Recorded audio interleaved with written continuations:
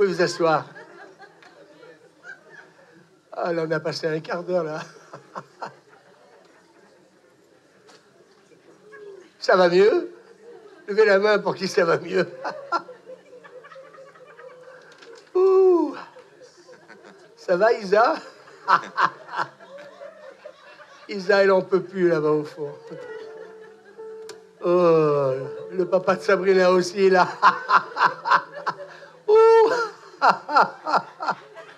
Ah, si quelqu'un peut le bénir, là. Sois béni. Ah, il se demande ce qui lui arrive. Ah, ça fait du bien, hein. Ça, c'est le meilleur médicament du ciel, ça. Ouh.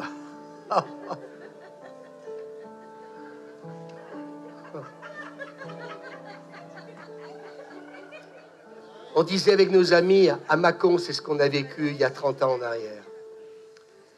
Gilliane nous disait qu'aux États-Unis, les églises se sont beaucoup tiédies, mais elle fait partie de ces églises qui laissent la vie charismatique se produire. Et quand vous laissez le Saint-Esprit agir, eh bien, j'aimerais vous dire qu'il va se passer de grandes choses. On peut dire Amen? Alors, s'il vous plaît, ne méprisons pas ce que Dieu fait. Moi, ce que je vois, c'est que vous êtes plus radieux maintenant que tout à l'heure. Et ça, pour moi, c'est l'Évangile. L'Évangile, c'est une bonne nouvelle. Alléluia. Amen. Voilà, donc, je voudrais commencer quelque chose avec vous. J'ai noté quelque chose d'important cette semaine, et j'ai noté que le rôle de l'Église n'est pas juste de divertir les croyants, mais de permettre aux chrétiens de vivre, de partager et de pratiquer notre foi au quotidien. Ça, c'est le plus important. Parce que ce matin, Dieu nous remplit et ça fait du bien. Moi, le premier, waouh, ça fait du bien. Mais plus important, c'est de partager et de pratiquer notre foi au quotidien. Et je pense que Sarah, si cette personne aujourd'hui, eh bien, elle est, comment dire, entre les mains de Dieu dans une intervention miraculeuse comme cet homme, on peut rendre grâce à Dieu. Alors moi, ce que je retiens ce matin, et le Seigneur me le rappelait hier soir, il me le rappelait ce matin, il me le rappelait cette semaine, c'est que, en fin de compte, l'intervention de Dieu, elle peut toujours intervenir, comme on vient de vivre, d'une manière soudaine et inattendue. J'ai envie de vous dire ce matin, peut-être que nous nous attendons trop des fois à certaines choses, alors que Dieu peut faire les choses complètement à l'envers ou à l'opposé de ce que nous nous attendrions. Et c'est ce qui s'est passé donc à la Pentecôte. Ils étaient ensemble, mais tout à coup. Et moi, j'ai aimé relire ça ce matin et hier soir, le tout à coup de Dieu. Ce que je viens de faire, c'est merveilleux. Parce que vous voyez, on a commencé à parler en langue. Le Seigneur m'a dit, commence à parler en langue. Et puis, je vous ai invité à parler en langue. Et puis, d'un seul coup, les musiciens magnifiques, vous êtes venus. Et puis, on a vécu un moment où le Saint-Esprit est descendu. Mais c'est pas fini. Et là, il vint du ciel un bruit comme celui d'un vent impétueux. Donc, je voudrais dire ce matin à ceux qui peut-être se disent la vie charismatique, oui, c'est vrai, parfois ça peut faire désordre. Ben, écoutez, je voudrais vous avertir ce matin, ça fait que commencer. On ne pourra pas revenir en arrière. Et ces 120 dans cette chambre haute, ils n'ont pas simplement vécu qu'un parler en langue, mais leur vie a été transformée. Et un pasteur nous disait à Agen cette semaine, le livre des Actes des Apôtres, en fait, compte n'a pas 28 chapitres, mais il en a 29.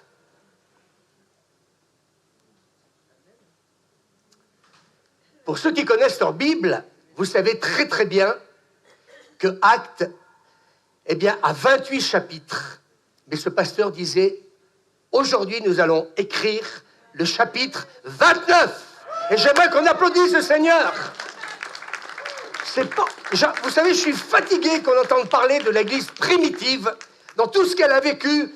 Gloire à Dieu pour ce qu'elle a vécu. Mais nous allons écrire notre chapitre 29. Dis-le à ton voisin, nous allons écrire notre chapitre 29. Et on peut applaudir le Seigneur.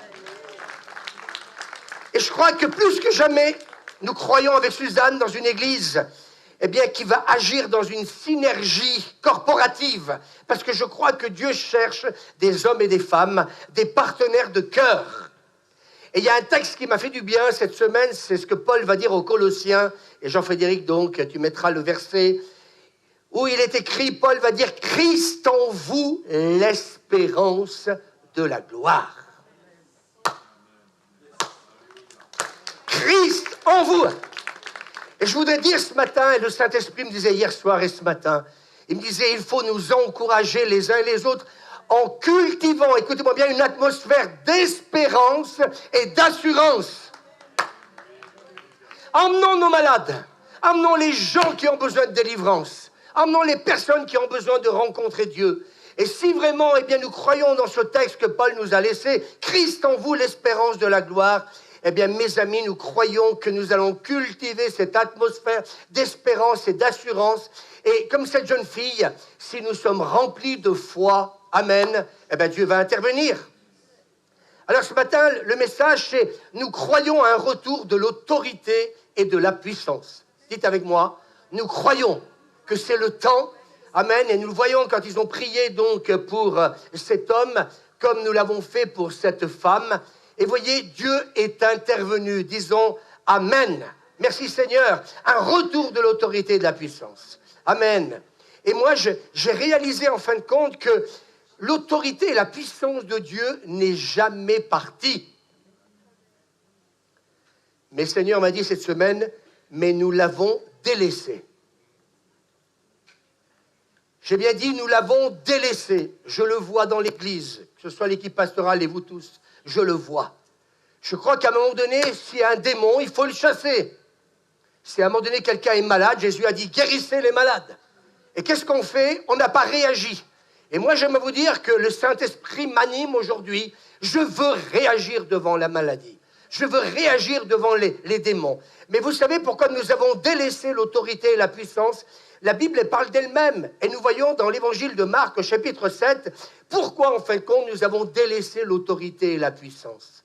Et ça, c'est quand vous faites un historique donc, de la Pentecôte jusqu'à aujourd'hui, on s'est rendu compte que dans les premiers siècles, on a commencé à délaisser la puissance et l'autorité au détriment de la tradition. Et à partir de là, vous allez voir que l'Église va commencer donc à mettre en place des dogmes, etc., etc. Et tout ça, mes amis, au détriment de la vie de l'Esprit.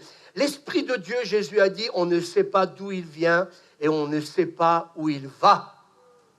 Et nous, on a voulu contrôler tout ça. Et Jésus dit, les pharisiens, c'est pas n'importe qui, et quelques maîtres de la loi. C'est des gens qui connaissaient la loi sur le bout des doigts. S'assemblèrent autour de Jésus. Vous laissez de côté les commandements de Dieu, dit Jésus, pour respecter, écoutez bien, les règles transmises par les hommes. Et là, on est foutu. Et là, on est foutu. Puis il ajouta, vous savez fort bien rejeter le commandement de Dieu pour vous en tenir à votre propre tradition. Et je crois que le Saint-Esprit est en train de nous dire, ces vagues de l'Esprit qui vont arriver et qui sont en train d'arriver dans nos églises vont renverser ces forteresses de tradition. On est rempli de traditions. Non, moi je lève la main. Et dès ce matin, ce qu'on vient de vivre là, ce petit quart d'heure à l'américain, ce n'était pas prévu dans mon programme, mais le Seigneur avait envie ce matin que l'Église retrouve le parler en langue, parce que nous avons exercé l'autorité, parce que nous avons célébré, parce que nous avons loué, parce que nous avons cru que Dieu est capable de faire au-delà de ce que nous pouvons donc lui demander. Et qu'est-ce que va dire donc Élie? Le Dieu qui répondra par le feu, c'est celui-là qui sera Dieu. Le Dieu qui répondra par le feu. Est-ce qu'on peut dire amen? Et Jésus va dire, et ce matin j'ai dit dans la prière dans Luc chapitre 12, je suis venu jeter un feu sur la terre. Et moi je crois que ce feu qui arrive va embraser la nation de France. Je prophétise que Dieu va toucher des autorités politiques, des autorités religieuses. Et Jésus dit, je suis venu allumer un feu. Et vous savez ce qu'il va dire? Amen. Et qu'ai-je à désirer s'il est déjà allumé? Il est un baptême dont je dois être baptisé. Et il dit, et combien il me tarde qu'il soit accompli. Et quand Jésus va se faire baptiser, qu'est-ce qui s'est passé? Qu'est-ce qui s'est passé? Le Saint-Esprit est tombé sur lui sous une forme de la colombe. Et là, à ce moment-là, il va être revêtu, non pas que rempli, mais il va être revêtu de la puissance du Saint-Esprit. Est-ce qu'on peut dire Amen? Et il dit, il me tarde d'être baptisé. Et je pense qu'à la Pentecôte, alors que Jésus est assis à la droite de Dieu, il est en train de se dire, il me tarde que l'Esprit de Dieu descende sur mon Église pour qu'il puisse faire le même job que j'ai fait. Et je crois que Jésus a attendu ce moment. Mais mes amis, là, nous avons 120 personnes qui sont là. Et là, le Fils de Dieu est heureux. J'aimerais vous dire, quand on vous dit venez aux réunions de prière, ce n'est pas pour nous faire plaisir. Moi, j'aimerais vous dire une chose, si Dieu me renouvelle avec Suzanne comme il le fait, c'est parce que, on va en parler ce matin, c'est parce que tremper dans sa présence, c'est la seule chose qui peut nous renouveler, nous bénir, nous fortifier et nous faire aller de l'avant et croire que devant les problèmes, eh bien, plutôt que de constater qu'à Grenoble ça va mal et tout le reste, eh bien, que l'Église commence à prier. Nos quartiers peuvent changer. La prière va faire la différence, mes amis. Mais Jésus, il dit, il me tarde. Et quand le Saint-Esprit va venir à la Pentecôte, eh bien oui, qu'est-ce que nous dit la Bible? Ils sont pleins de vin doux. Et vous savez pourquoi? Je reçois l'interprétation maintenant. Ils commencent à rire dans l'esprit. Pourquoi? Je vous pose la question. Pourquoi? Vous ne savez pas? Je viens d'avoir la réponse. Ils sont remplis de vin doux, ils sont en train de rire dans l'esprit parce que Jésus est en train de voir l'accomplissement de la promesse qu'il a faite aux 120 et qu'il a faite à l'Église. Et quand le Saint-Esprit descend, plutôt que de juger les gens qui font du bruit, qui tapent, qui se lèvent, qui parlent fort, eh bien lui, Jésus se réjouit. Il aime les excités de Dieu. Il aime non pas que le fait d'être excité, il aime ceux qui réclament, ceux qui demandent, ceux qui prient, ceux qui intercèdent, ceux qui ont compris que nous avons besoin du Saint-Esprit dans nos vies. Et j'aimerais vous dire, ils sont pleins, Raphaël, ils sont en train d'exploser, mais parce que la joie du Seigneur est descendue sur les 120. Jésus est en train de se dire, ils ont reçu l'aboutissement de leur persévérance dans ma présence. J'aimerais vous dire, il ne faut rien lâcher. Suzanne, nous avons raison de persévérer tous les matins. Certains se trouvent toujours des raisons, des excuses. Eh bien, laisse le diable remplir ton emploi du temps. Vous croyez que moi, je travaille que le dimanche? Moi aussi, je suis obligé de conjuguer. Hier encore, eh bien voilà, j'ai préparé la prédication. Cette semaine, on a été énormément pris avec la pastorale, etc. Le téléphone, etc. Encore à régler plein de choses. Mais j'aimerais vous dire une chose. Le plus important, c'est quoi? C'est sa présence. Le plus important, c'est qu'on a besoin d'être là pour, comment dire, eh bien, être rempli de lui. Et j'aimerais vous dire que quand on est, justement, on a compris que ce qu'on a vu avec donc, notre ami Marcel, ce qu'on a vu avec cette femme et d'autres personnes qui ont été guéries et délivrées, eh bien, qu'il ne faut rien lâcher. Et oui, le Saint-Esprit va continuer à venir. Je crois que Suzanne, tu l'as été remplie il y a un instant. On n'a pas fini d'être rempli de vin doux. Parce que Dieu se réjouit de répandre de son esprit. Les églises non charismatiques, écoutez-moi bien, les églises traditionnalistes ne vivront pas ce que nous allons vivre dans ces jours d'aujourd'hui. Est-ce que vous m'entendez? Parce qu'ils sont remplis de traditions. Parce que, mes amis, il faut arriver à 9h30. Parce qu'à un moment donné, il faut commencer par le chant numéro 3. Et puis parce que, mes amis, à un moment donné, il faut que quelqu'un fasse les annonces, il faut faire la dîme. Et puis à un moment donné, il faut faire ceci, il faut faire cela. Mes amis, et oui, puis si quelqu'un vient, puis qui commence à être saisi, puis qui commence à dire ou prophétiser ou faire quelque chose, on est là, mais j'ai envie de vous dire, moi, si quelqu'un est rempli de l'esprit aujourd'hui, j'ai envie de me laisser déborder. J'ai envie de prendre des risques.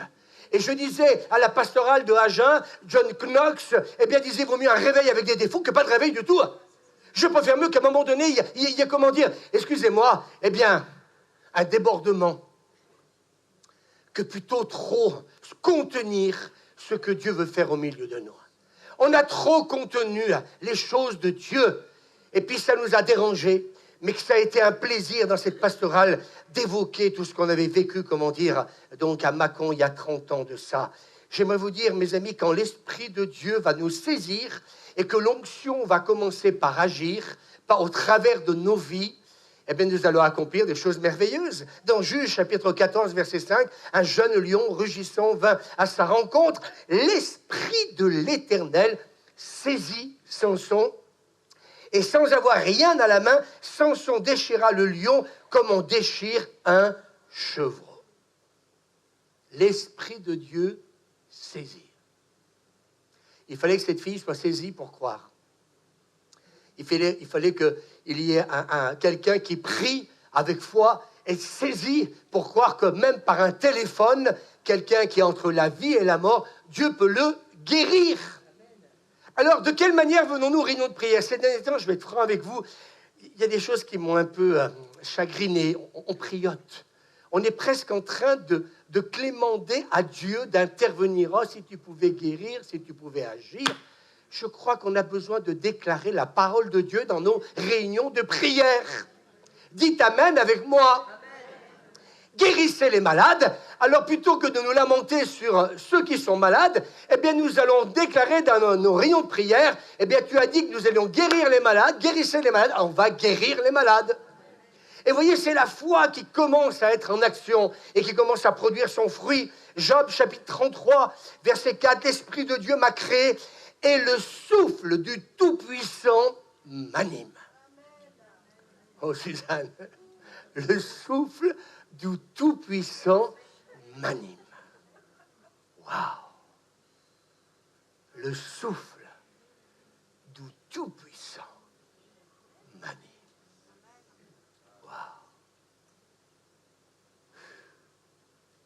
Waouh! Alain, badaboum, laisse-toi remplir. Oh là, laisse-toi remplir. Ah. Laisse-toi remplir. Le souffle du Tout-Puissant m'anime. Il n'en peut plus. Viens me tenir la main, tu viens me rejoindre. Bon. Eh bien, quelqu'un qui est animé par l'Esprit de Dieu, eh bien, peut bénir d'autres personnes. Alors, on revient à ce texte de Juge, chapitre 17, verset 1er, parce qu'il y a plusieurs choses donc, que je voudrais ce matin partager avec vous, donc, sur l'autorité et la puissance. Donc, Élie dit à Akab, donc, Juge, chapitre 17, verset 1er, non, c'est pas Juge, c'est 1 Roi, pardon, chapitre 17, verset 1er, Élie dit à Akab, l'Éternel est vivant. Pourtant, j'ai prêché là-dessus 100 000 fois, mais on passe à côté quand il n'y a pas la révélation. Si tu n'as que la lettre, il n'y a pas la révélation. Et il dit, dites avec moi, l'Éternel est vivant. Tu ne peux pas prier pour quelqu'un si tu ne sais pas qu'il est vivant. Le Dieu d'Israël, dont je suis le serviteur. Et qu'est-ce qu'il va dire? Il y a 3 clés importantes qu'on va partager ce matin. Il n'y aura à ces années-ci ni rosée ni pluie, sinon à ma parole. Et donc, le thème de ce matin, c'est l'autorité spirituelle. Et le mot autorité peut susciter des fois des réactions négatives, car, on l'a vu et on le voit, l'homme et la femme ont toujours eu des problèmes avec l'autorité. Qui n'a pas eu de problème avec l'autorité ou les autorités? Et je crois qu'on a un souci avec ça parce qu'on n'aime pas se soumettre. Qui aime se soumettre? Dans nos églises, des fois, ça va très mal parce que la soumission, c'est quelque chose qu'on a oublié. Et j'aimerais vous dire, pourtant, c'est biblique. Dis à ton voisin, c'est biblique. Romains chapitre 13, écoutez bien, que toute personne soit soumise aux autorités supérieures.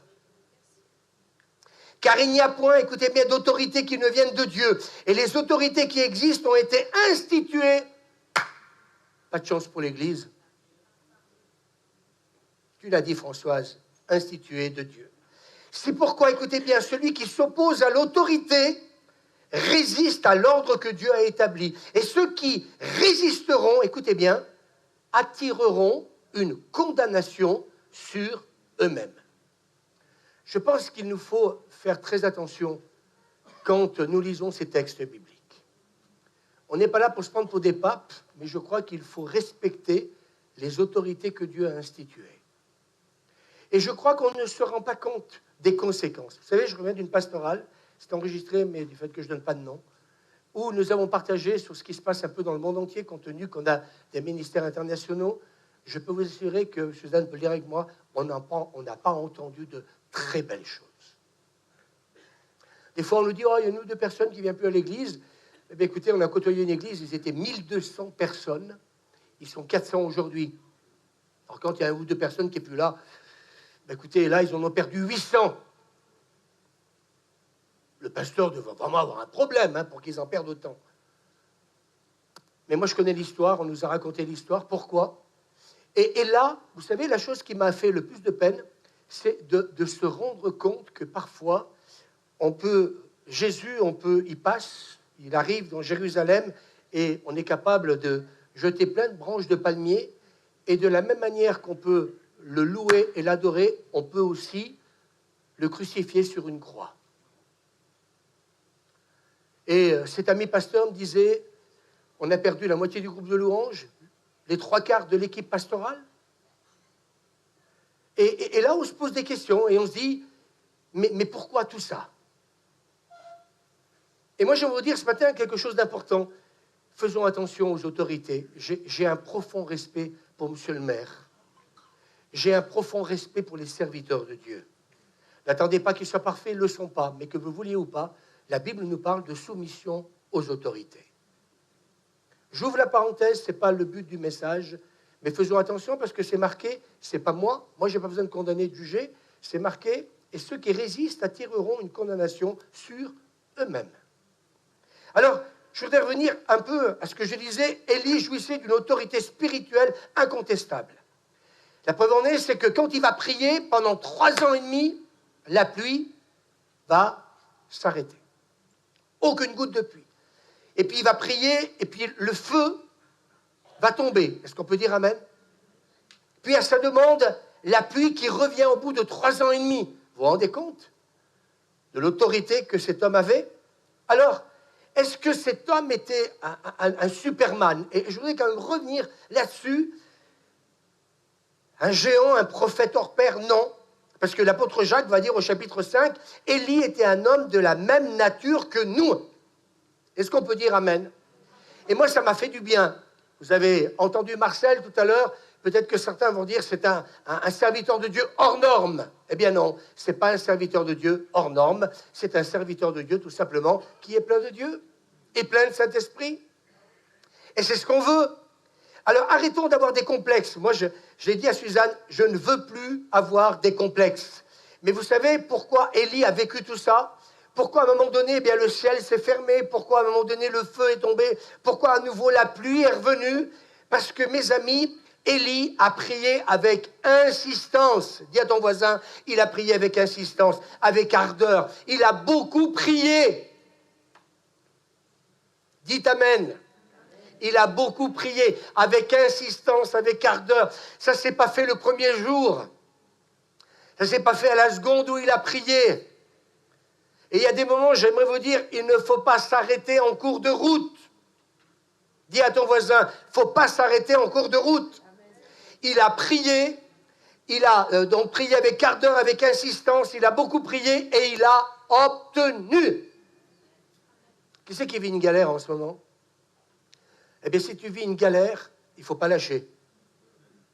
Si tu vis une galère, et on va le voir tout à l'heure dans ces 3 principes importants, eh bien, il faut rester attaché à la parole de Dieu. Alors, quels furent les ingrédients de son autorité spirituelle ? Déjà, premièrement, amen, une relation personnelle avec Dieu. Vous m'entendez ? Une relation personnelle avec Dieu. Ferveur et passion. C'est un homme qui était rempli de ferveur et de passion. Et sa communion était constante avec Dieu, qui lui permettait de recevoir des instructions claires et aussi de réclamer des miracles. Et moi, c'est ce que je demande au Seigneur en ce moment.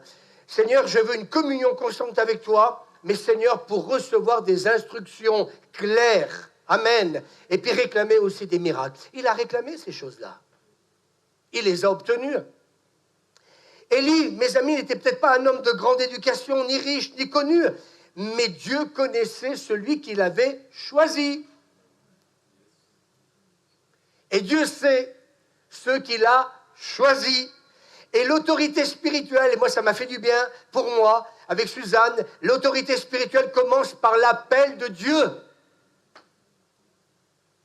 L'appel de Dieu tombe souvent sur des personnes qui ne sont pas des candidats à nos yeux. Et c'est ça, des fois, le problème. C'est qu'on pense que nos choix vont être les choix de Dieu. Alors, j'ai envie de vous dire ce matin, attention, parce que les choix de Dieu ne sont pas nos choix. Peut-être que quelque part, eh bien, on n'aurait peut-être pas appelé Noé, on n'aurait peut-être pas parlé on n'aurait peut-être pas appelé Abraham ou Moïse. Vous savez pourquoi? Parce qu'ils étaient âgés. Quand ils ont commencé vraiment à être utilisés par le Seigneur, ils n'avaient pas 20 ans. Et bien souvent, on nous dit, ah, il faut lever des jeunes. Ben oui, s'il y a des jeunes, tant mieux. Mais s'il y en a des moins jeunes, Dieu va les utiliser aussi. Jacob, non mais Dieu, oh Dieu, tu ne vas pas, quand même pas utiliser Jacob, c'est un trompeur. Et puis Gédéon, un peureux. David, trop jeune. Pierre, trop impulsif. Thomas, trop sceptique. Il a dû tomber dans la fausse sceptique, lui. Ou Judas Iscario, un traître. Oui, j'aimerais vous dire que même Judas, Dieu l'a choisi.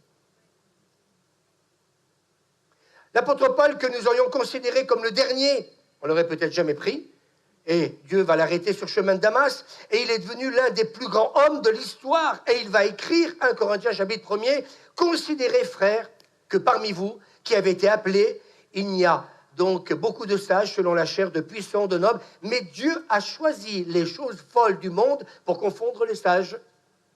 Dieu a choisi les choses faibles du monde pour confondre les fortes. » Alors, j'ai aimé l'autre jour, à la réunion où nous étions au temple, c'est Mimi, la femme de Pierre Chieux, qui a dit cette parole que j'ai notée. Dieu n'appelle pas des personnes capables, mais il rend capables ceux qu'il appelle. J'ai trouvé ça génial. Fantastique. Je le répète, Dieu n'appelle pas des personnes capables, mais il rend capables ceux qu'il appelle. Alors, Élie se savait appelé par le Dieu vivant. Tu peux remettre le texte donc 1 Roi chapitre 17, verset 1er. Élie se savait appelé par le Dieu vivant. Ah, mais que j'aime le dire. Et moi, j'aimerais vous dire une chose, que l'autorité spirituelle, elle découle d'un Dieu vivant. Ton autorité, Dieu te la donne et elle se manifeste dans ta vie parce que tu sais que Dieu est vivant. Quand tu pries, si tu n'en es pas conscient, comment veux-tu? Ces derniers temps, on s'est quand même battu pour Jérémie, on s'est battu pour Christelle, on s'est battu pour Xavier, je crois que Jérémie est là. Hein, il est où, Jérémie? Garde-le, je pense qu'il est hop.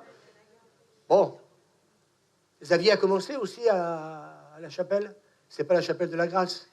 Il est à la chapelle, il est. Hein? Lundi, il commence lundi. Demain. Est-ce qu'on peut dire gloire à Dieu?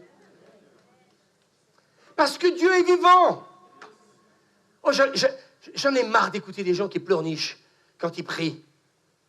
Il y a des moments, je secoue un peu le cocotier, les réunions de prière. Parce qu'il y a des moments, c'est bien de parler, arrête de parler un peu en tant que toi. C'est prie. C'est déclare que Dieu est vivant. Il faut donner à l'Église un feu nouveau, un enthousiasme. Amen, notre Dieu est vivant. Il est ressuscité, Suzanne. Il est sorti du tombeau. Est-ce qu'on peut dire Amen? Et je crois que cette autorité qu'Élie avait, c'est parce qu'il savait que Dieu était vivant, alors que tout le peuple, lui, était dans l'idolâtrie. Écoutez-moi bien, un Dieu mort ne peut déléguer aucune autorité. Élie était convaincu que l'Éternel était vivant. Et quand vous savez qu'il est vivant, eh bien, vous êtes en train d'annoncer l'Évangile. Vous êtes en train de dire aux gens, il est vivant. Tu as X cancer, mais Dieu va te guérir. C'est parce qu'il est vivant, alléluia, eh bien que je suis vivant. On va le redire. C'est parce qu'il est vivant que je suis vivant. Alors que le peuple, lui, n'adorait plus que le Dieu. Il n'adorait plus le Dieu vivant depuis longtemps. Mais Jésus a délégué son autorité. Dis-le à ton voisin, Jésus nous a délégué son autorité. Et dans Luc 9, Jésus, ayant assemblé les 12, leur donna force et pouvoir sur tous les démons avec la puissance de guérir les maladies. Et les envoya prêcher le royaume de Dieu et guérir les malades. Mais Jésus n'a pas délégué son autorité spirituelle seulement aux 12, mais après nous le voyons aussi aux 70. Et à la Pentecôte, aux 120. Alors bienvenue au club. Ce n'est pas réservé à une élite. Ce n'est pas réservé qu'aux 70. Ce n'est pas réservé qu'aux 120. Je crois que c'est le temps maintenant où l'Église va rentrer dans son appel parce qu'elle a décidé, quand elle vient dans l'Église, que nous sommes en train de célébrer un Dieu vivant. Dites avec moi, quand on vient ici, on vient célébrer un Dieu vivant. Élie le savait, mon Dieu est vivant. Alors puisqu'il est vivant, le feu va tomber. Parce qu'il est vivant, la pluie va s'arrêter. Parce qu'il est vivant, la pluie va revenir. Parce qu'il est vivant, voirons ville de réveil. Puisqu'il est vivant, nous rentrons dans une saison de miracles, de guérison, de la puissance du Saint-Esprit. Alléluia, amen. Et le deuxième ingrédient essentiel de l'autorité spirituelle, écoutez-moi, il y a 3 points importants si vous voulez rentrer dans le réveil. 1, c'est proclamer que Jésus est vivant. Rappelez au diable, quand ça barde, que Jésus est ressuscité, que tout pouvoir lui a été donné dans le ciel et sur la terre. Il faut que nos réunions de prière continuent à changer. Demain matin, donnez-nous les sujets de prière. On va proclamer un Dieu vivant. Nos enfants vont se convertir parce qu'il est vivant. Nos familles vont se convertir plutôt que de parler des broutilles, des problèmes entre famille, père, mère, frères et sœurs. Foutez ça à la poubelle. Il est vivant. Et il est venu pour détruire les œuvres du diable. Et moi, je le crois au nom de Jésus. Alléluia. Croyez-le avec moi. Et le deuxième ingrédient essentiel de l'autorité spirituelle, tu veux l'autorité spirituelle, eh bien j'ai compris qu'elle ne venait pas comme ça. Ce n'est pas le titre dans l'Église qui te donne l'autorité spirituelle, c'est proclamé avec foi, comme cette jeune fille qu'il est vivant. Si elle n'aurait pas cru que Jésus était vivant, son père n'aurait pas été guéri. Le deuxième ingrédient, celui-là il est plus difficile à avaler, celui-là, c'est « je suis son serviteur ». C'est-à-dire que, mes amis, si tu n'as pas l'esprit de service en toi, tu es disqualifié. Ça, c'est la partie la plus difficile. On aime bien venir à l'église pour se laisser servir par les autres, mais par contre, servir, ça devient tout de suite un problème. Eh bien oui, l'autorité spirituelle, elle vient parce que Jésus est vivant, et tu le déclares, et tu le crois, mais elle vient parce qu'il dit « Je suis son serviteur ». Et Dieu veut lui rappeler « Je te donne ma puissance, je te donne mon autorité, mais parce que tu es mon serviteur ».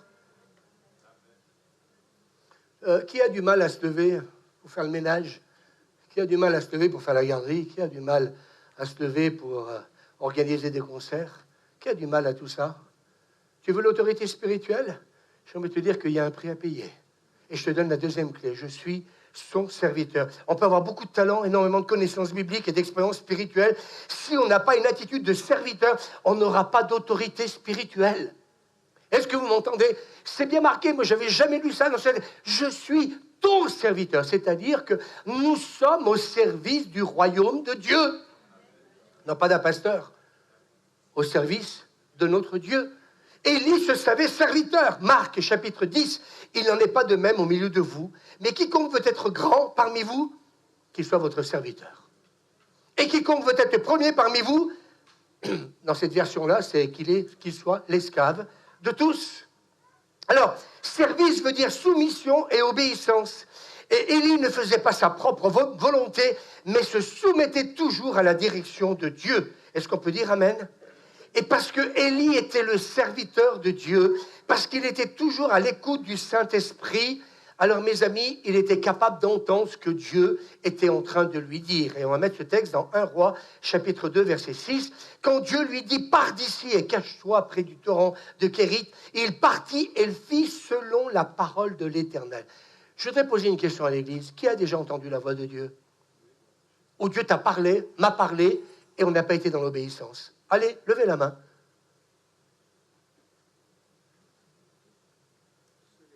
Vous avez peur de lever la main? Non, vous n'avez jamais désobéi à Dieu. Vraiment, vous êtes fantastique, hein? Pars d'ici, cache-toi près du terrain de Kérit. Il partit et fait selon, écoutez bien, la parole, non pas du pasteur, de qui vous voulez, mais selon la parole de l'Éternel. Et les corbeaux vont le nourrir. Dieu va le cacher pendant un temps. Là, c'est le miracle de Dieu. Vous avez déjà été nourri par un corbeau? Crois, et tu verras la gloire de Dieu. Et donc, quand Dieu lui dit, lève-toi, va à Sarepta, il se leva et il alla à Sarepta. 1 Roi, chapitre 17, versets 8 à 24. On va tout lire ça, parce que moi, ce matin, ça m'a énormément parlé. Lève-toi. Et vous voyez, Dieu lui parle, mais il sait que c'est un Dieu vivant qui lui parle. 2, il est au service de Dieu. Et quand tu es au service de Dieu, tu te dois d'être obéissant et soumis. Quand Marcel est venu nous voir avec les 4 pasteurs que nous étions pour passer dans une émission de télé, j'aimerais vous dire une chose, qu'il ne m'a pas averti 3 jours avant, il m'a averti 1 heure avant qu'on passe à la télé.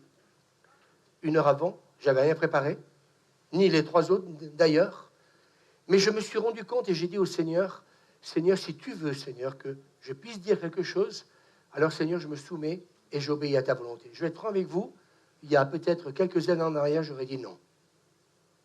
Et je pense que si j'avais dit non, Suzanne elle dit oui, je serais passé à côté de ce que Dieu est en train de faire dans notre vie avec Suzanne.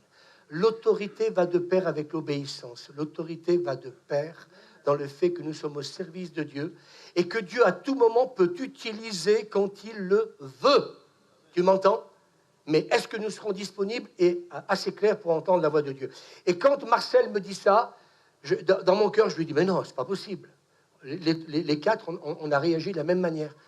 Mais d'un seul coup, j'ai entendu la voix de Dieu dire, Louis, si Marcel te demande d'agir, il te demande d'intervenir, c'est que tu as quelque chose à dire. Et Marcel me dit, Louis, tu as quelque chose à dire. Alors écoutez bien, donc, dans ce texte-là, il se lève, il va à Sarepta.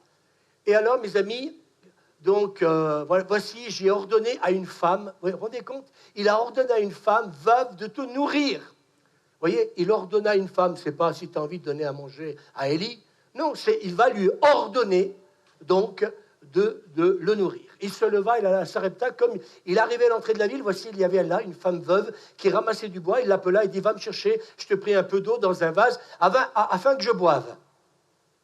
Et elle alla en chercher, il l'appela de nouveau et lui dit, apporte-moi, je te prie, un morceau de pain dans ta main. Et elle répondit, l'Éternel, ton Dieu est vivant, je n'ai rien de cuit, je n'ai qu'une poignée de farine dans un pot et un peu d'huile dans une cruche. Et voici, je ramasse 2 morceaux de bois, puis je rentrerai et je préparerai cela pour moi et pour mon fils. Nous mangerons après quoi, nous... Et pourquoi ils vont mourir? Parce que c'est la famine. On l'aurait fait, nous?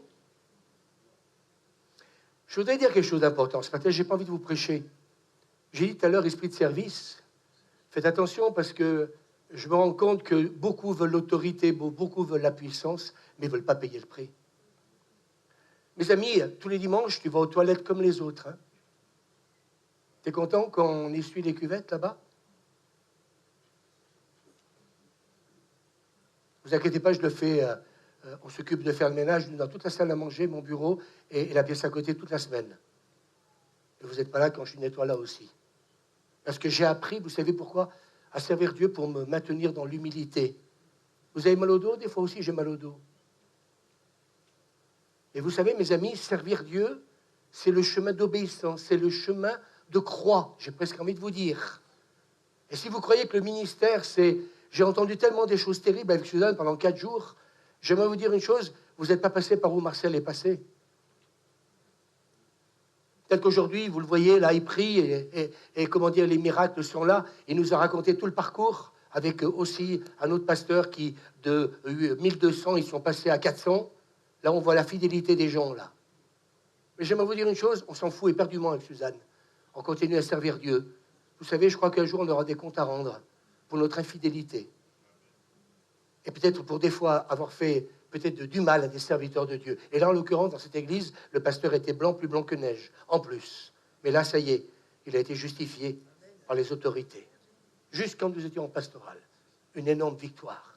Je peux vous assurer que les 800 personnes qui sont parties de leur église, je pense qu'ils vont pleurer amèrement, mais ils auront des comptes à rendre devant Dieu.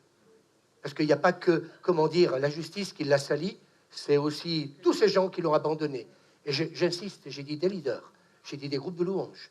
Je n'ai pas dit des personnes qui simplement... Vous savez, le titre, c'est pas l'habit qui fait le moine, hein, c'est ta communion avec Dieu.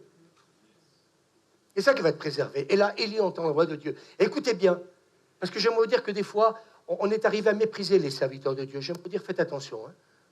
Parce qu'aujourd'hui, je crois que... Et vous savez ce que tous les pasteurs nous ont dit pendant 4 jours? Ils nous ont dit, maintenant, eh bien, comment dire ce verset que Dieu va commencer à faire du nettoyage dans la maison de Dieu. Tous les pasteurs ont dit tous les scandales qui sont en train d'arriver en ce moment. Dieu est en train de faire le ménage dans l'Église. Et ça fait mal. Moi, j'ai entendu des choses, j'aimerais vous dire, je ne pourrais même pas en parler, même avec l'équipe pastorale, parce que c'est tellement bas, j'ai jamais vu ça de ma vie. Et ce n'est pas édifiant, en plus. Mais je me suis dit, mais comment des hommes de Dieu, avec des ministères internationaux, avec des églises de milliers de membres, ont pu en arriver là? J'aimerais vous dire, faites attention, le diable, il ne faut pas s'amuser avec lui. Il ne faut pas s'amuser avec lui. Moi, j'aimerais vous dire, vous venez à l'église quand vous voulez, comme ça vous chante. Mais faites attention. Parce que moi, quand j'ai vu ce que le diable a pu faire à tous ces serviteurs de Dieu, où pendant 4 jours, j'ai entendu des choses qui n'étaient pas édifiantes, j'aimerais vous dire, j'ai dit, Seigneur, mais préserve-nous. Garde-nous, Seigneur. Et regardez ce qui se passe. Donc, cette femme, elle va honorer l'homme de Dieu. Élie lui dit, ne crains point, rentre, fais comme tu as dit, seulement prépare-moi d'abord avec cela un petit gâteau. Il est gonflé, Élie. Hein. Non, mais il faut être gonflé quand même. Tu me fais un petit gâteau. Voilà, tu commences par me faire un petit gâteau, et puis s'il reste, on verra après avec toi. Tu me fais un petit gâteau, seulement prépare-moi d'abord avec cela un petit gâteau, et tu me l'apporteras, et tu feras... Et ensuite, pour toi et pour ton fils, avant, c'est moi, et après les autres. Oh, c'est pas bien. Hein. Ah, c'est pas bien. Oui, mais j'aimerais vous dire que, écoutez-moi bien, je vais m'arrêter là-dessus. Dieu voit nos réactions. Dieu voit si tu honores Louis et Suzanne. Dieu voit si tu honores ton église. Dieu voit si tu honores son maire et son conseil municipal. Dieu voit si tu honores les églises de la région. Dieu voit tout ça. Alors bien sûr que quand on lit ça, ça peut être choquant. Christelle, peut-être qu'il faut peut-être augmenter le chauffage. Et donc, regardez ce qui est marqué. Car ainsi par l'Éternel, le Dieu d'Israël, la farine qui est dans le pot ne manquera point, et l'huile qui est dans la cruche ne diminuera point, jusqu'au jour où l'Éternel fera tomber de la pluie sur la face du sol. Est-ce qu'on peut dire amen? Tu veux être béni, je veux être béni, bénis les autres. Amen. Et c'est quand tu vas arrêter d'être égoïste, de penser qu'à ton ventre, eh bien que, mes amis, Dieu va voir ton action. Cette semaine, on a aidé quelqu'un, je ne raconterai pas l'histoire, mais ça m'a travaillé pendant 2 jours. Et hier matin, on ne l'a pas laissé partir comme ça avec son fils. Je pense qu'il y a des moments, vous savez, j'aime quand le Saint-Esprit me dérange. J'aime même quand il insiste, parce qu'on est dur de la feuille. Et Dieu nous éprouve. Et je crois que ce qu'on lui a donné hier, Dieu va le multiplier pour ceux qui vont donner. Ah, il faut donner 5 euros, 10 euros à ce pauvre gars. Eh bien, ne calcule pas. Fais-moi un gâteau. Et puis après, eh bien, il y en aura pour toi et pour ton fils et pour toi. Et mes amis, Dieu va bénir cette femme parce que l'huile et la farine vont se multiplier. On a appris une chose avec Suzanne, c'est l'esprit radin, ça ne marche pas. Dieu voit quand tu donnes quelque chose. Moi, j'aimerais dire, on n'a jamais manqué de rien avec Suzanne. Jamais. Si vous croyez qu'être pasteur, on roule sur l'or, eh bien, écoutez, venez voir le salaire et on en reparlera. Allez demander ça au prêtre, il ne touche même pas le SMIC. J'aimerais vous dire, si vous le faites ça pour l'argent, je crois qu'on n'a rien compris. Écoutez bien. Elle alla et fit selon la parole d'Élie. Et pendant longtemps, elle eut de... On peut dire amen. Pendant longtemps, elle eut de quoi manger. Jusqu'à ce que la pluie arrive.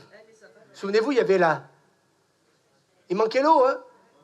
Et Dieu a dit, je te fais la promesse. Donc ça veut dire quoi? Je ne sais pas si ça s'est passé au bout d'1 an et demi, 2 ans, parce que ça a duré 3 ans et demi, la famine. Hein. Alors il faudrait que je relise, j'ai pas eu le temps de relire, donc ça s'est passé 15 jours après, 1 mois après, 1 an après, j'en sais rien, il faudra vérifier tout ça, et c'est pas ça le plus important. Vous savez, certains, ils vont vous dire ça pour montrer qu'ils connaissent leur Bible. Moi, j'ai fini de perdre mon temps avec ces pécadilles, là, c'est qu'une chose est sûre, c'est que cette femme, elle a rien manqué, jusqu'à ce que la pluie retombe. Et là, elle fit selon la parole d'Élie, et pendant longtemps, donc, elle eut de quoi manger, elle et sa famille, aussi bien qu'Élie. Et moi, je me suis posé la question, Suzanne, et les autres, les radins, c'était la dalle. Fréquenter un homme de Dieu, ça va vous bénir. Je sais pas pourquoi, Suzanne, je fais la promotion de musique. Ils peuvent rigoler. Vous pouvez rigoler, j'en ai rien à faire. Je vais d'une pastorale et je peux vous assurer que je sais ceux qui sont bénis, ceux qui ne sont pas bénis. Hein. Aujourd'hui, Marcel, il est béni à tous les niveaux. Mais j'aimerais vous dire, c'est un homme généreux. C'est un homme de cœur. C'est un homme qui veille sur, comment dire, garder l'humilité. C'est un homme, mes amis, qui comment dire, déclare que Dieu est vivant. C'est le serviteur de Dieu. Et moi, je suis, comment dire, en train de déclarer ce matin, il est vivant. Alléluia. Nous sommes donc ses serviteurs avec Suzanne. Est-ce qu'on peut dire amen? Mais regardez la suite. On monte. Après ces choses, badaboum, le fils de la femme maîtresse de la maison devint malade, et sa maladie fut si violente qu'il ne resta plus en lui de respiration. La femme, elle était en train de mourir de faim avec son fils. Un prophète va la visiter. Hier, quelqu'un m'a dit, peut-être que cet homme qui est venu, qui sait, c'était peut-être un ange. J'en sais rien. J'en sais rien. Mais tout est-il, c'est que hier, avant-hier, c'était pas l'inspiration. Mais c'est normal, j'avais pas tous les éléments. Puis avec la semaine qu'on a vue avec Suzanne, vous savez, vous arrivez. Et puis dès que vous êtes arrivé, même déjà jeudi soir, le téléphone, elle reste. Alors, je peux assurer que la semaine a été bien pleine. Mais on continue. Et donc, cette femme lui dit, alors Élie, qu'y a-t-il entre moi et toi, homme de Dieu? Es-tu venu chez moi pour me rappeler le souvenir de mon iniquité ou pour faire mourir mon fils? Non, le ministère, c'est bénir les gens. Arrêtez de croire que le ministère, c'est vous empoisonner la vie. Le ministère, c'est bénir ceux que l'on aime. Pas vrai? On lâche rien pour Sabrina. Rien. Et pour tous les autres, pour qui on se bat tous les jours, on lâchera rien. Je me suis rendu compte qu'on n'est jamais à la place des autres. C'est tellement facile quand on n'est pas à la place des autres. Et puis bien sûr, eh bien, oui, elle a cette pensée-là, peut-être que, eh bien oui, elle était peut-être venue pour me juger, peut-être qu'elle est en train, elle aussi, de se rendre compte que sa vie, elle n'est pas trop claire, alors elle se dit peut-être qu'à cause de mon péché, eh bien oui, eh bien Dieu est venu, bah oui, c'est vrai, au travers de Élie, il me donne à manger, il y a le miracle, on se réjouit, mais à un moment donné, tac, tu es peut-être venu pour faire mourir mon fils. Il lui répondit, donne-moi ton fils. Et il le prit du sein de la femme, le monta dans la chambre haute où il demeurait et le coucha sur son lit. Il est monté comme les 120. Le matin, ça c'est une chambre haute. Hein. Quand tu as des vacances, parce que des fois tu ne peux pas venir, parce que tu travailles, vous avez des vacances. On n'a jamais eu autant de vacances en France. Je vous rappelle qu'on est aux 35 heures, on n'est pas comme dans certains pays, ils sont encore à 50, à 60 heures par semaine. Alors, donc, et qu'est-ce qu'il fait? Il monte là-haut, donc, avec le gamin, éternel mon Dieu. Il s'adresse à Dieu, c'est pas j'arrive, oh, moi je suis prophète, oh, moi je vais prier, et vous allez voir, Dieu va le ressusciter. Pendant ces pastorales, j'ai appris plusieurs choses, des choses qui m'ont fatigué, qui m'ont gonflé aussi, parce que je me dis, mais cette facilité, dès qu'il y a quelqu'un a un problème, c'est tout le monde devient spirituel. Eux, ils sont malades, eux, ils sont en train de crever, mais pour les autres, ils ont une foi, hein, Suzanne, on a vu ça, extraordinaire. Mais Élie, lui, est sage, et il dit, éternel mon Dieu, vous voyez, c'est pourquoi aller dans la présence de Dieu? La présence de Dieu, c'est pas un monologue, c'est un vrai dialogue. Moi, quand je viens dans la présence de Dieu, je parle à mon Dieu. Je lui explique la situation. Et j'ai demandé au Seigneur qu'il m'explique la situation de hier matin. Éternel mon Dieu, est-ce que tu affligeras au point de faire mourir son fils, même cette veuve chez qui j'ai été reçu comme un hôte? La culture de l'honneur. Il rappelle à Dieu qu'en fin de compte, il a été accueilli non pas comme la serpillière de service, mais comme un hôte. J'aimerais vous dire une chose. Écoutez, moi, je reviens de cette pastorale, ce que j'ai entendu de dégueulasse pendant 15 jours. Je me suis dit, il y a eu des très bonnes choses aussi, heureusement d'ailleurs. Mais Seigneur, on va rester à la maison. Mais je me suis dit, mais Dieu honore ceux qui l'honorent.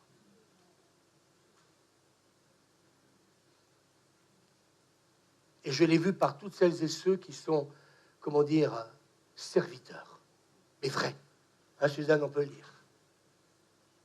Et il s'étendit 3 fois sur l'enfant, invoqua l'Éternel. Voilà. Il n'y a que lui qui peut. Et il dit, Éternel, mon Dieu, je t'en prie. Je t'en prie. Je t'en prie, Seigneur, que l'âme de cet enfant revienne au-dedans de lui. L'Éternel écouta la voix d'Élie et l'âme de l'enfant revint au-dedans de lui et il fut rendu à la vie. C'est pas magnifique?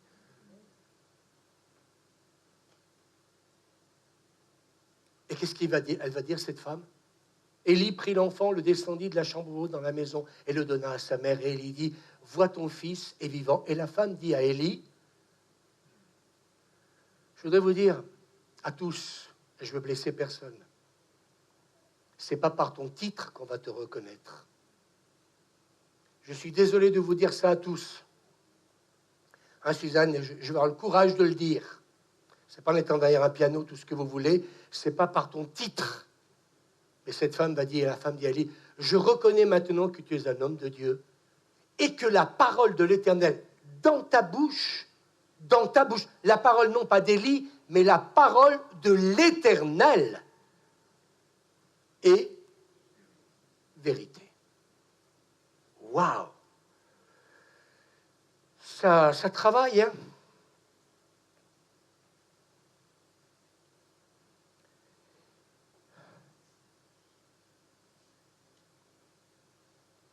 Ce que j'ai réalisé au travers de ce message, c'est que parfois, obéir à Dieu dans une obéissance rapide et sans délai, parce que, quelque part, eh bien, j'ai réalisé que l'autorité spirituelle se manifeste par l'obéissance et la soumission.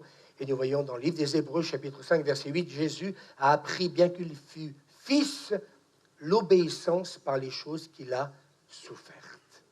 Et le troisième ingrédient du gâteau, de l'autorité spirituelle, c'est diriger par la parole de Dieu et être soumis à cette parole. Et souvenez-vous, ce texte, il n'y aura à ces années-ci ni rosée ni pluie. Il va dire, Élie, sinon à sa parole.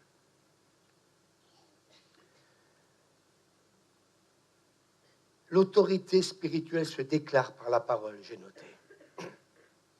Élie croit au Dieu vivant, il reçoit l'appel du Dieu vivant, il obéit au Dieu vivant, il quitte son village, va à Samarie, dit à Akab, l'Éternel est vivant, le Dieu d'Israël dont je suis le serviteur, il n'y aura ces années-ci ni rosée ni pluie, sinon à ma parole. Est-ce que quelque part nous l'aurions cru, cet homme, quand il a dit ça? 3 ans et demi de sécheresse, dire maintenant que la pluie va tomber. Vous savez ce qui va rendre crédible un homme et une femme de Dieu? C'est ce que j'apprends en ce moment. On a intérêt à entendre la voix de Dieu. Parce que si tu commences à dire au bout de 2 ans que la pluie va tomber et puis qu'elle ne tombe pas, j'aimerais te dire, comme cette femme, je reconnais que tu es un prophète de Dieu parce que sur la parole que Dieu t'a donnée, mon fils est ressuscité. Et là, c'est exactement, comment dire, la même chose. La pluie arrive au bon moment parce que le Seigneur révèle à Élie le bon timing. Et moi, j'ai dit au Seigneur, en ce moment, c'est ce que j'ai besoin d'entendre. Le bon timing. Est-ce qu'on peut dire amen? Et pour le bas, c'est pareil. Le bon timing. Et en allant à cette pastorale, je me suis rendu compte, on en parlera mercredi avec l'équipe pastorale, mais je crois que c'est très important ce que nous sommes en train de faire. C'est plus que simplement, donc, prendre ce bâtiment en bas. C'est plus que ça, vous verrez. C'est le temps où je crois qu'il faut faire les choses d'une manière juste. J'en dirai pas plus. Il n'y aura ces prochaines années ni rosée ni pluie, mais Élie annonce la parole de Dieu à Akab. Et puis, mes amis, la parole de Dieu est toujours vêtue d'autorité spirituelle. Quand c'est la parole de Dieu, dis à ton voisin, les choses s'accomplissent. Hébreux 4, verset 12, car la parole de Dieu est vivante et efficace. Alors, je reviens sur ces 3 ingrédients. 1, dites avec moi, Dieu est vivant. 2, l'esprit de service. Est-ce que nous sommes tous impliqués dans des activités qui visent à servir notre Église? 3, nous soumettons-nous toujours à la parole de Dieu? Et moi, j'aimerais dire ce matin, quand on s'aligne à la parole de Dieu, nous pourrons expérimenter une vie plus épanouissante. Amen. Et nous serons davantage revêtus d'une plus grande autorité spirituelle. Est-ce qu'on peut dire amen? Alors que Dieu nous garde et que Dieu nous bénisse. Et moi, j'ai vraiment envie de dire, prions les uns pour les autres. Hein, Suzanne, on en a besoin. Il faut pas, tu peux me remettre le texte de la femme, là, s'il te plaît? Il ne faut pas faire n'importe quoi. On peut réagir d'une manière émotionnelle du côté de la femme, mais le prophète aussi aurait pu réagir d'une manière émotionnelle.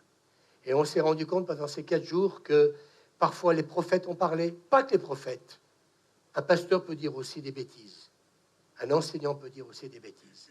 Un évangéliste aussi peut dire des bêtises. Mais jamais que tu reviennes au texte, tu sais, de la femme.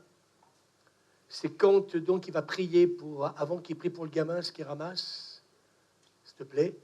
Merci à Jean-Fred. Parce qu'on fait transpirer à des moments.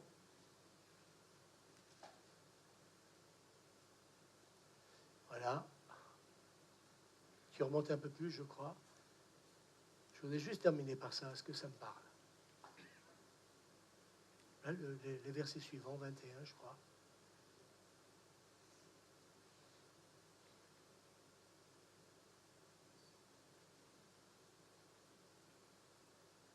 Ouais, c'était avant. Alors. Vous voyez, l'Éternel écouta la voix d'Élie. C'est incroyable. Hein? Ouais, reviens un peu avant. Je suis allé trop vite. J'ai pas. Reviens un peu à la.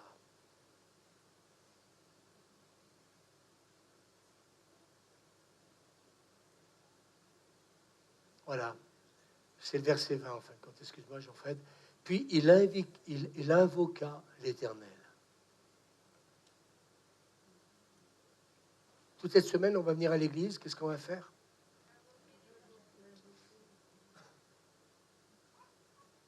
Est-ce que tu affligerais au point de faire mourir son fils? Est-ce que vous croyez qu'on peut se réjouir de tous les drames qui ont lieu tous les jours? Et là, on voit, vous voyez, et c'est ce que j'ai réalisé maintenant ça fait depuis un bon petit moment, c'est cette compassion qui doit nous animer tous. Il n'y a pas besoin d'être prophète pour être animé de compassion.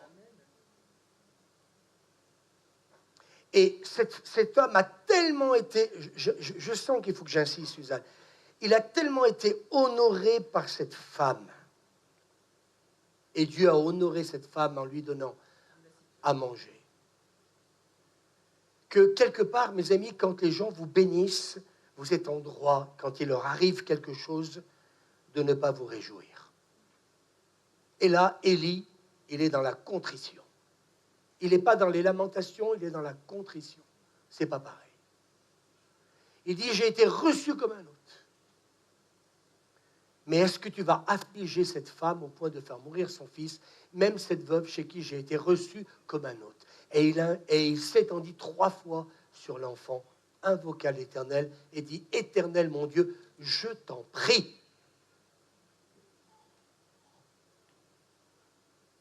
Est-ce que quelqu'un ressent le besoin de se lever là où il est à sa chaise et dire, Seigneur, peut-être pour une situation, je t'en prie, Seigneur.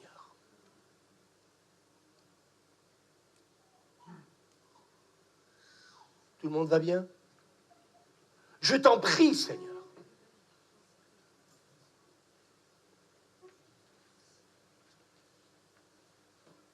Je t'en prie, Seigneur.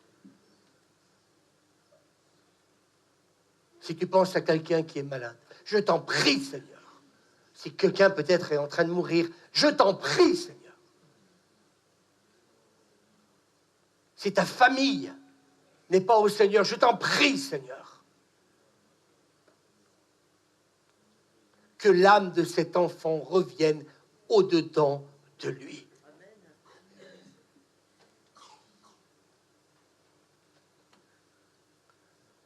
Ouh là là, ce que je vais dire, ça va pas être tellement simple. Mais je vais le dire quand même parce que je suis courageux. Parfois, je secoue le cocotier, c'est ce que Dieu m'a donné, mais je ne le fais pas parce qu'il faut le faire. Je crois que quand Élie est en train de prier son Dieu, je t'en prie, Seigneur. C'est pas quelqu'un qui a envie de prier pour ce gamin, pour dire, regardez, moi je vais prier. Oh, regardez, moi j'ai prié, regardez, ce gamin est ressuscité.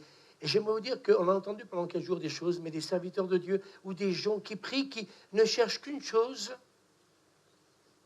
Un homme de Dieu important est décédé il y a quelques mois, à peine quelques mois en arrière, je suis enregistré, donc je ne peux pas le dire. Mais je veux simplement vous dire que tout le monde veut sa place, tout le monde veut tout récupérer. Oui, mais on risque de vous choquer. Et il est mort, il vient juste de mourir, que déjà tout le monde se bat pour prendre sa place. Je continue. C'est scandaleux, oui, mais les 800 personnes qui ont fait ce qu'ils ont fait à leur pasteur, c'était peut-être encore plus scandaleux aussi. Mais j'aimerais vous dire une chose, si nous venons aux réunions de prière ici, tout simplement pour prioter, c'est ni. Eh bien, écoutez, j'aimerais vous dire non. Si Dieu ne nous donne pas la compassion, la vraie compassion pour les personnes que nous accompagnons, que nous suivons tous les jours, pour les membres de nos familles, et moi, c'est ça qui m'a vraiment parlé dans tout ce message. Je t'en prie, Seigneur, que cet enfant revienne à la vie. Cette femme m'a béni, ce gamin aussi. Ils ont été capables de donner le meilleur pour moi. Alors, Seigneur, je veux, Seigneur, que tu leur donnes le meilleur. Il y a plus de bonheur à donner qu'à recevoir. Je t'en prie, Seigneur, que l'âme de cet enfant revienne au-dedans de lui. Je t'en prie, Seigneur. Oh, pour qu'on puisse parler de Marcel Comenan. Oh, pour qu'on puisse parler de Louis Lombardo. Pour qu'on puisse parler de Suzanne.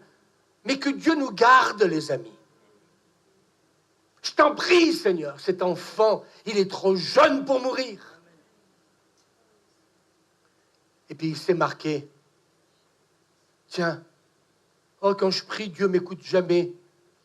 Mais quelle est ta motivation quand tu pries? Moi, je te pose la question. Louis Lombardo, tu veux le réveil, tu veux remplir cette salle, donc et celle du bas pour qu'on puisse parler de Louis Lombardo et de Suzanne. Excusez-moi, mais Dieu m'écoutera jamais. Hein. Kevin, on veut faire une chorale. Quelle est notre motivation? Je m'adresse à l'équipe pastorale, à vous tous. Tout ce qu'on veut faire, c'est dans quelle motivation voulons-nous le faire? Ce bâtiment d'en bas, on le veut pourquoi? Quelle est notre motivation? C'est pour dire, Seigneur, en ce moment, il y a dans les séminaires, écoutez-moi bien, les gens arrivent en courant en France. Il y a une soif qui est en train de monter. Il y a une désespérance qui est en train de monter. Les gens ont compris que ce qu'ils ont besoin dans leur vie, c'est pas simplement avoir un titre dans l'église, mais c'est tout simplement dire, Seigneur, on a besoin d'une réelle rencontre avec toi. Alors j'aimerais vous dire une chose, on aura intérêt à veiller dans ce réveil. Parce que si Dieu voit une motivation impure en nous, il n'écoutera pas notre prière. Et là, c'est marqué, l'Éternel écouta la voix d'Élie. Vous savez pourquoi il a écouté la voix d'Élie? Il a écouté la voix d'Élie parce que, Seigneur, je t'en prie. Seigneur, je t'en prie, sauve mes enfants. C'est le bazar, mais sauve-les. Ma famille, c'est le bazar, mais sauve-les. Je t'en prie, Seigneur. Cette indifférence, je la supporte plus. Dieu veut te dire ce matin, tu veux ta famille, tu veux vraiment qu'il se passe des choses dans cette ville de Voiron. Mais quelle est notre motivation? C'est simplement pour dire, regardez, on a une municipalité qui bénit la Cité de Lumière. Et c'est que pour dire ça à des pasteurs pendant 15 jours, c'est pas ça qui est le plus important. Et je crois que le Seigneur veut nous apprendre la vraie humilité, parce que ce réveil arrive. Et Dieu veut que tu exposes ton cœur. Quelle est ta réelle motivation? Quel est vraiment ton cœur? Qu'est-ce que tu cherches dans cette église? À briller? Mes amis, vous savez, les gens qui cherchent à briller, le jour qu'il arrive un problème dans l'église, ils vous laisseront tous tomber. Mais l'Éternel écouta la voix d'Élie et l'âme de l'enfant revint au-dedans de lui et il fut rendu à la vie. Alors demain matin, je vais venir à la nom de prière. Oh, on va prier, hein. Oh, Seigneur, bénis la ville de Voiron. Je t'en prie, Seigneur. Je t'en supplie, Seigneur. Ma famille est en train de partir en enfer. Je t'en prie, Seigneur. Cette ville, elle n'est pas convertie. Je t'en prie, Seigneur.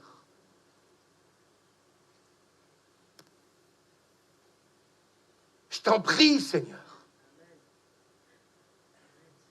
Quelqu'un va venir à côté de moi et dire, je t'en prie, Seigneur. Quelqu'un va venir en tant qu'intercesseur et dire, je t'en prie, Seigneur. Oui, venez, si vous voulez venir, venez.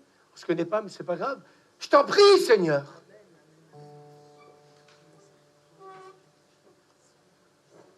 Ce garçon, il est trop jeune pour mourir. Cette jeunesse qui est en train de partir en live avec la drogue, avec l'alcool. Je t'en prie, Seigneur. Je t'en prie, Seigneur. Je ne veux pas être indifférent, Seigneur. Je t'en prie, Seigneur. Je reconnais que je manque de compassion, que je manque de miséricorde.